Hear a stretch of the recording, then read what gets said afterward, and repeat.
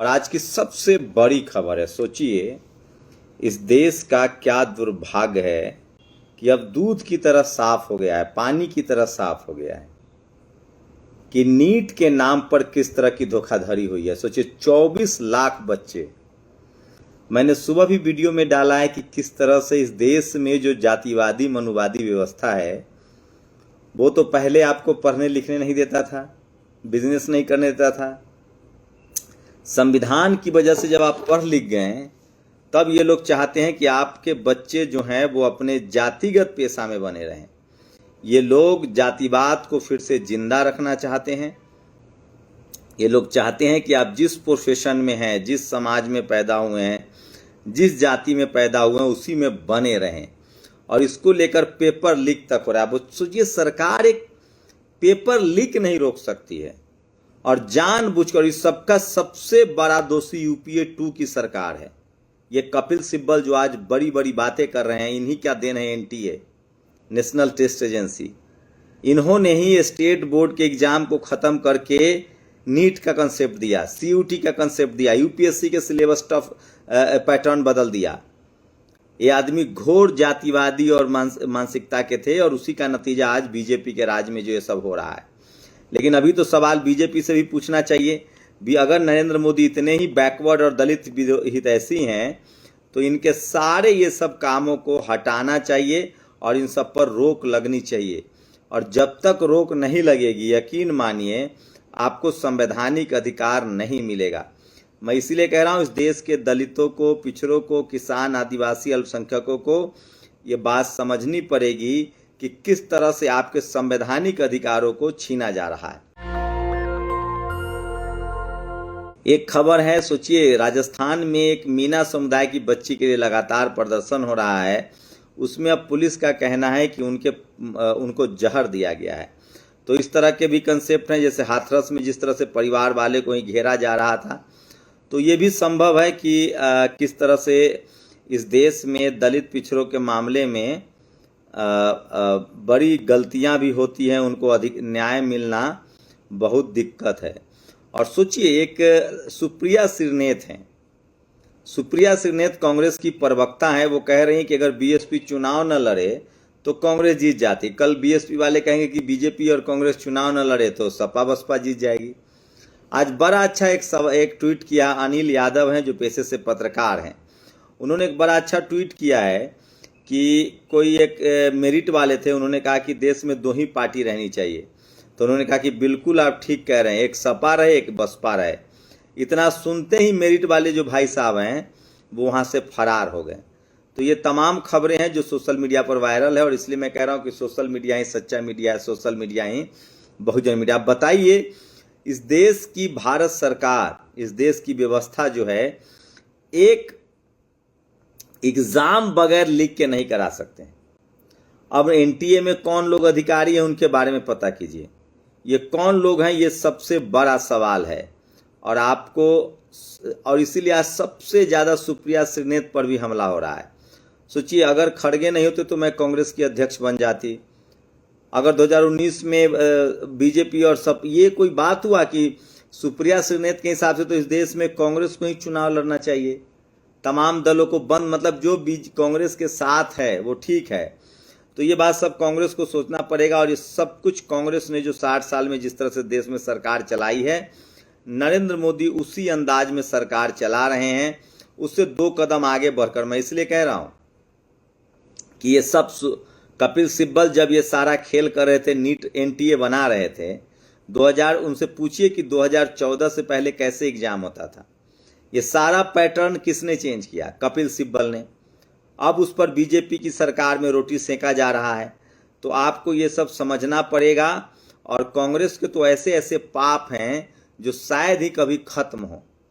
तो अगर खड़गे नहीं होते तो मैं कांग्रेस के अध्यक्ष बन जाती पापा। सुप्रिया श्रीनेत से मैं कई बार मिल चुका हूँ, एक बार इंटरव्यू भी किया है।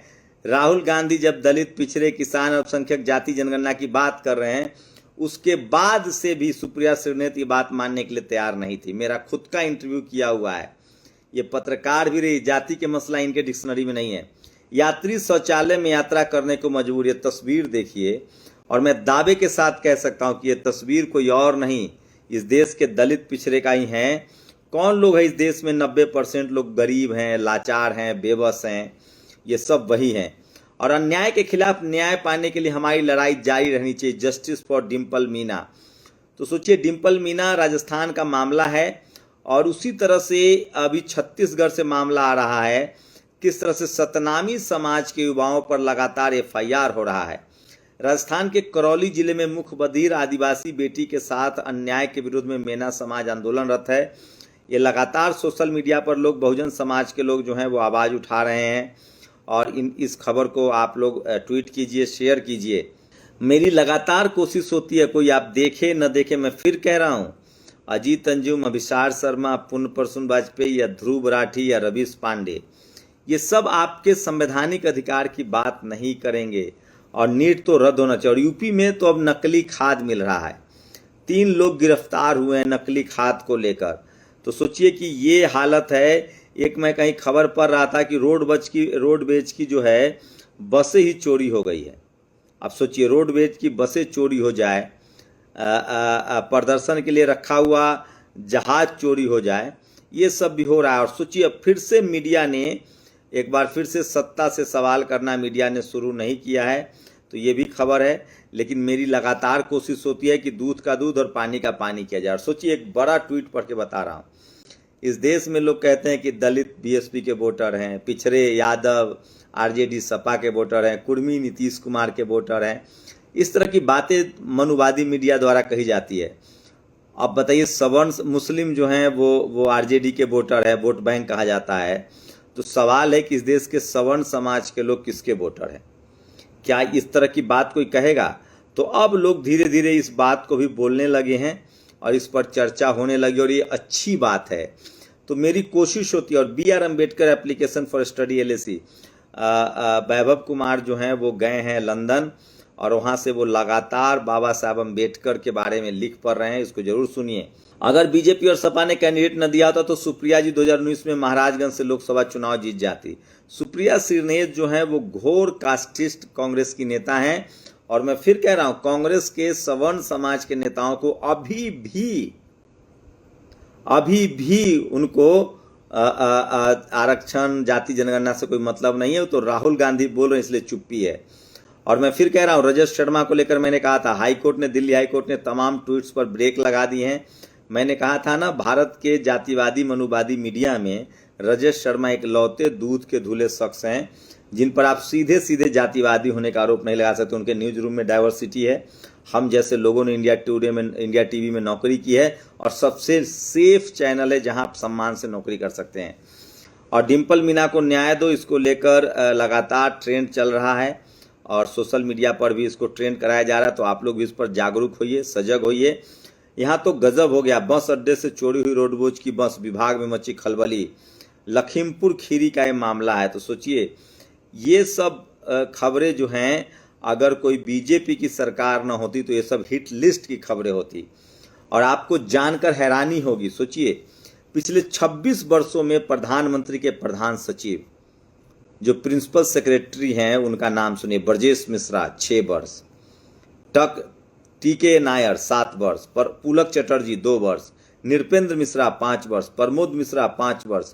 इनमें एक और भी समानता है। तो सोचिए, इस देश में ये स्थिति है।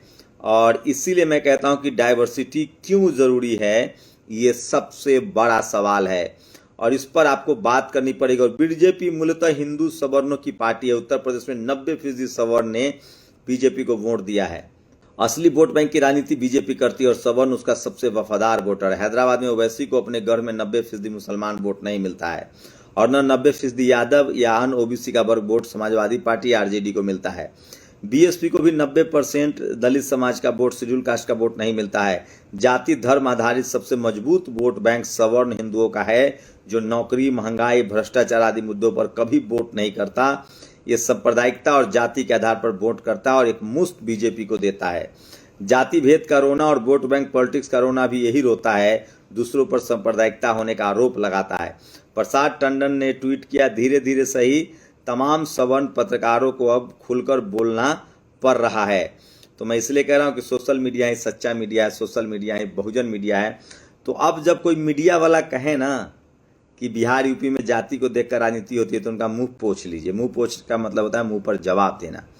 दीनदयाल उपाध्याय विश्वविद्यालय गोरखपुर की सूची देखिए, ऐसा लग रहा है जैसे ब्राह्मण महासभा के आयोजन की सूची। ऐसे बनाओगे हिंदू राष्ट्र? तो दुबे, मिश्रा, चहल, तो ये तमाम लोग जो हैं वो सोशल मीडिया पर बोल रहे हैं और डाइवर्सिटी के पक्ष में लगातार सवाल उठ रहे हैं। और सोशल मीडिया पर तो इसलिए, और आरएसएस और बीजेपी के झगड़ा में मत पड़िए, ये दोनों एक ही हैं। बीजेपी को तो फिर भी बर्दाश्त किया जा सकता है, आरएसएस को नहीं। तो सोचिए कि नीट को लेकर आप लोग क्या सोचते हैं। तो इस देश में जब तक डाइवर्सिटी नहीं आएगी, जब तक भागीदारी नहीं आएगी, तब तक सबको बराबर का अधिकार नहीं मिलेगा। और इस मुद्दे पर डिस्कस करते रहिए, लिखते पढ़ते रहिए। और मैं फिर कह रहा हूं, इस देश के दलित, एससी, एसटी, ओबीसी, किसान, अल्पसंख्यक को जो पढ़े लिखे लोग हैं, उनके पास टीवी अखबार तो नहीं है, आप अगर अपने संवैधानिक अधिकार के लिए नहीं बोलेंगे तो कोई भी सरकार आए, किसी की भी सरकार आए, आपको अधिकार नहीं मिलेगा। इसलिए सोशल मीडिया का दौर है, अपने संवैधानिक अधिकारों के लिए लिखते पढ़ते और बोलते रहिए। हो सकता है देर सवेर आपको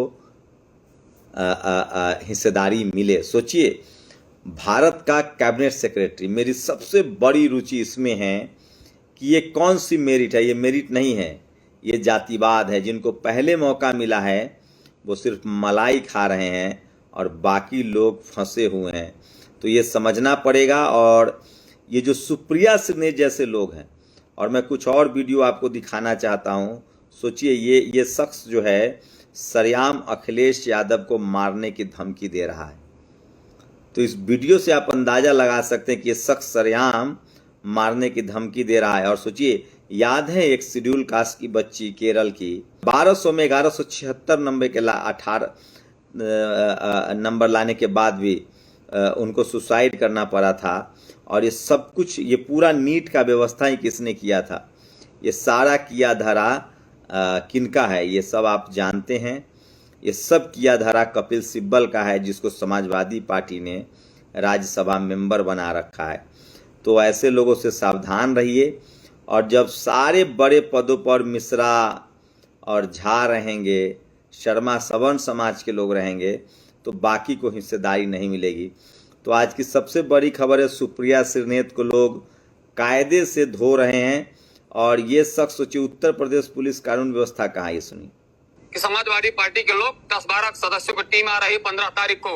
मैं बता दे रहा हूँ, 15 तारीख को 8 बजे तक विश्व हिंदू परिषद बजरंग दल के कार्यकर्ता वहाँ पहुंचेंगे।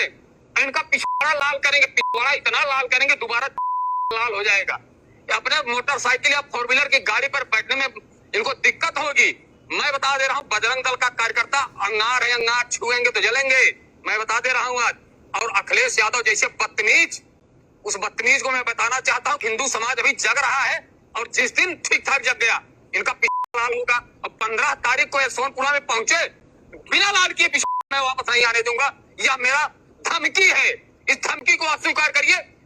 लाल कले का काम हम लोग करेंगे। मैं रविशंकर सिंह, जिला मंत्री विश्व हिंदू परिषद, मैं आह्वान करता हूँ संपूर्ण हिंदू समाज को लेकर मैं जाऊंगा वहाँ।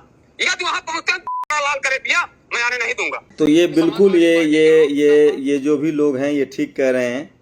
जब ये कह रहे हैं कि आप मंदिर नहीं जाइए, और जब आप मंदिर जाएंगे तो यही कहेंगे शूद्रों अछूतों को तो नहीं जाना चाहिए। तो अखिलेश यादव के लिए इस तरह की भाषा का इस्तेमाल हो रहा है। अब आप लोग तय कीजिए।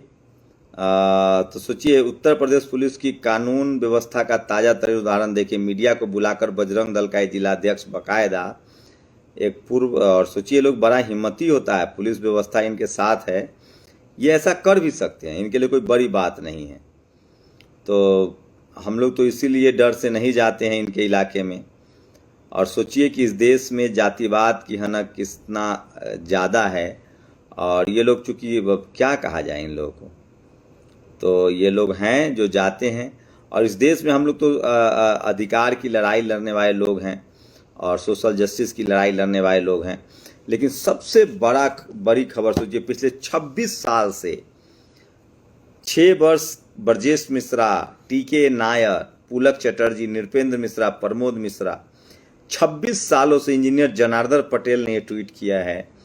इस देश के schedule caste, schedule tribe, OBC और किसान कम्युनिटी के लोगों को जब तक प्रिंसिपल सेक्रेटरी का पद नहीं मिलेगा, और सोचिए जब तक आप लोग लिखेंगे पढ़ेंगे नहीं तब तक लगता है कि आप लोग को प्रिंसिपल सेक्रेटरी का पद मिलेगा।